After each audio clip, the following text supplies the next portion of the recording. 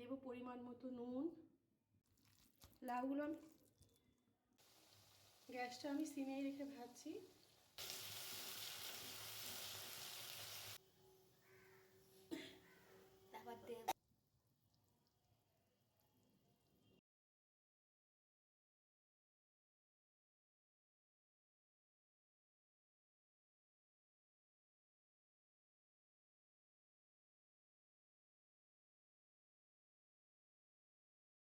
নমস্কার, মিষ্টির কিচেনে আপনাদের সবাইকে স্বাগত।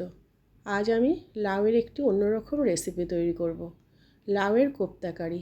লাউ তো আমরা অনেক রকমই খেয়েছি, কিন্তু এভাবে লাউয়ের কোপ্তা কারি বানিয়ে খেতে অসাধারণ লাগে। তাই এভাবে একবার অবশ্যই বানিয়ে খাবেন লাউয়ের কোপ্তা কারি। আর আমার চ্যানেলটিতে সাবস্ক্রাইব করুন, লাইক শেয়ার করুন, তাহলে চ্যানেলটি এগিয়ে নিয়ে যেতে উৎসাহ পাবো।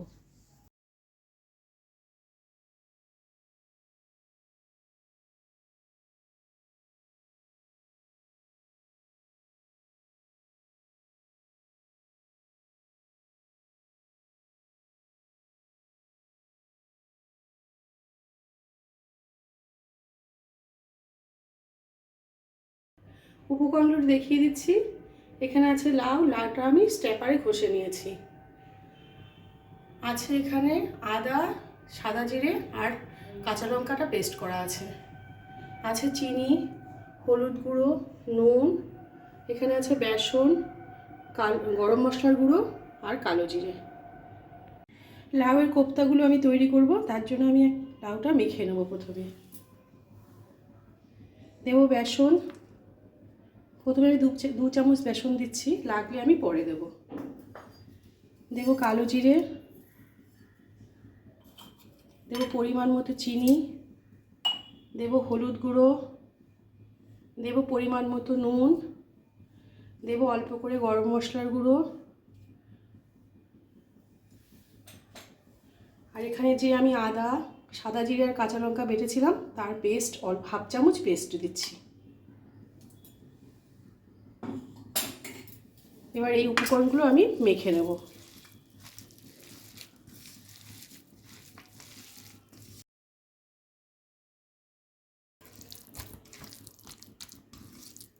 লাউটা আমার মাখা হয়ে গেছে, এবার আমি কোপ্তা তৈরি করব। কড়াইতে সর্ষের তেল গরম হয়ে গেছে, এবার আমি কোপ্তাগুলো তৈরি করছি।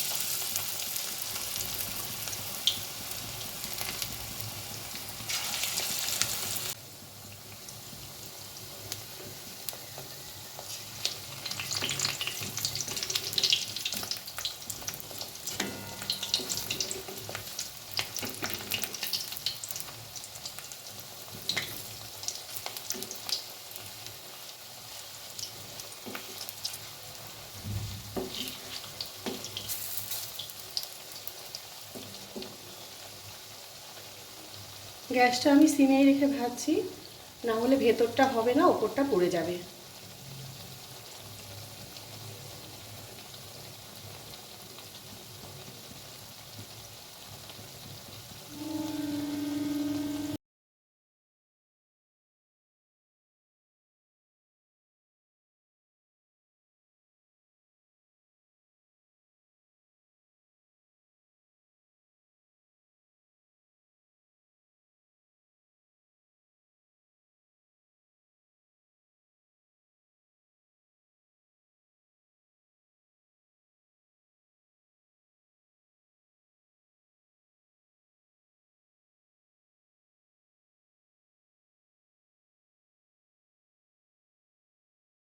কোপ্তাগুলো ভাজা হয়ে গেছে, তুলে দেব।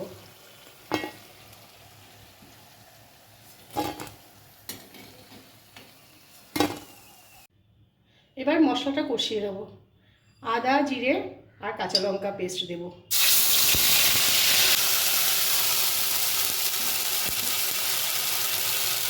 দেবো পরিমাণ মতো নুন,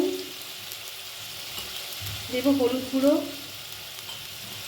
দেবো অল্প করে চিনি। নুন চিনি ঝাল আপনারা আপনাদের পছন্দ মতো দেবেন।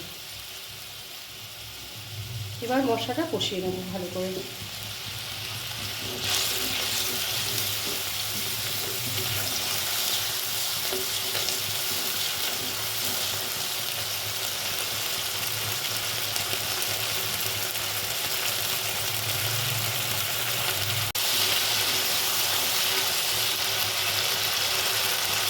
মশলাটা কষে গেছে, এবার জল দেবো।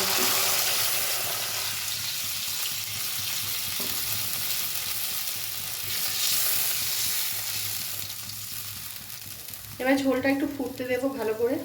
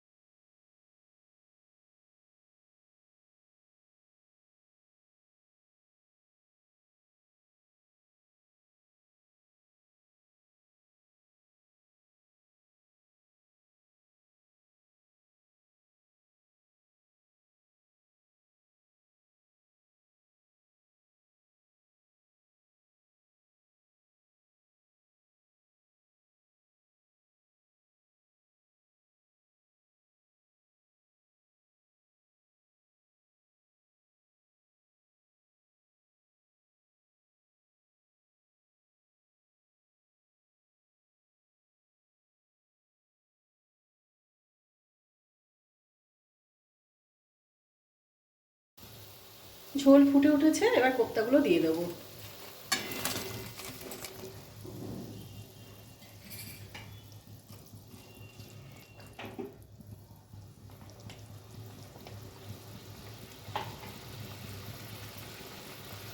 দেবো গরম মশলার গুঁড়ো,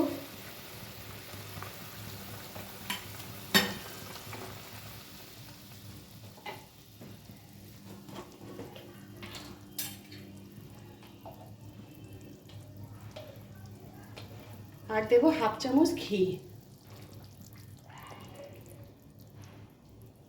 এটা অপশনাল, আপনারা চাইলে দেবেন, না চাইলে নাও দিতে পারেন। তবে এসব রান্না একটু ঘি দিলে ভালো লাগে খেতে।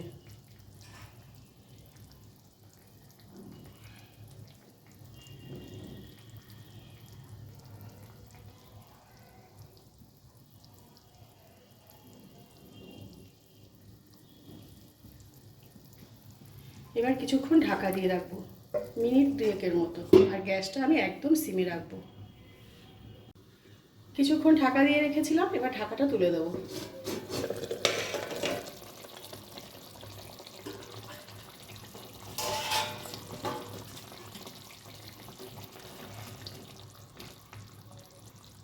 কোপ্তাগুলো সেদ্ধ হয়ে গেছে, তৈরি হয়ে গেছে লাউয়ের কোপ্তা কারি। এবার গ্যাসটা অফ করে আমি নামিয়ে দেবো।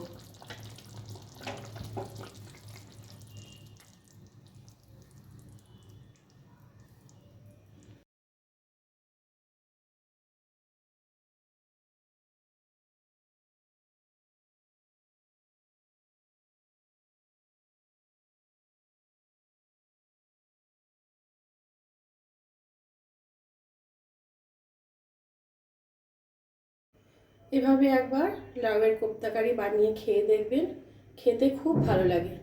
যদি ভালো লেগে থাকে লাইক শেয়ার করে চ্যানেলটি সাবস্ক্রাইব করে দেওয়ার অনুরোধ রইল। সবাই ভালো থাকবেন, সুস্থ থাকবেন। ফিরে আসবো আরেকটি রান্না নিয়ে।